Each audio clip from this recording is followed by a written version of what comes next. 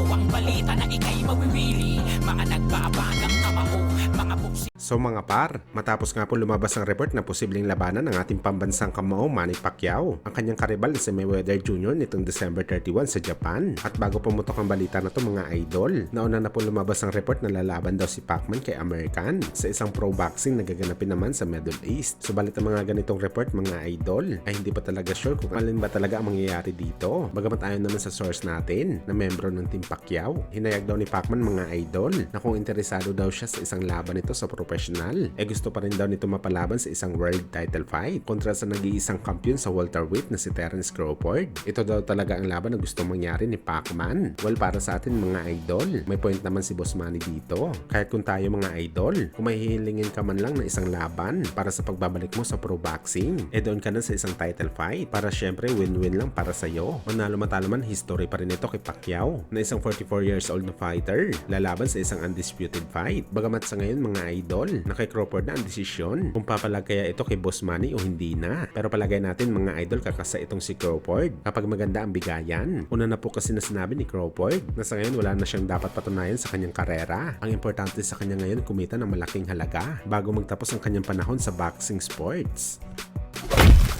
Samantala top rank chairman na si Bob Arum at Oscar De La Hoya balak mag-collab para makagawa ng malaking laban sa mga fighter ng Golden Boy at top rank promotion. At isa nga mga idol sa mga niluluto ni Bob Arum at Oscar, ang potensyal na super fight ni Ryan Garcia at UP Mo Lopez Jr. na posible gaganapin sa first quarter ng 2024. Well, isang napakagandang bakbakan to mga idol. Ito yung hinihintay natin, ang magsanib pwersa ang mga promotional company para makapag-produce ng malalaking laban sa boxing. Pero syempre mga idol, hindi natin masisisi ang ibang promotion na ang mga fighters lang nila ang dapat maglaban-laban dahil nga sa nature ng kanilang business. Sa mga ganitong collaboration kasi mga idol, palaging yamado sa rights ang top rank promotion dahil talagang magulang itong si Bob Arum. Ayaw nito magpalugi katulad ng Golden Boy dahil nga sa kanyang ESPN Plus na siya naman mga idol ang pinakamalaking sports channel sa buong mundo.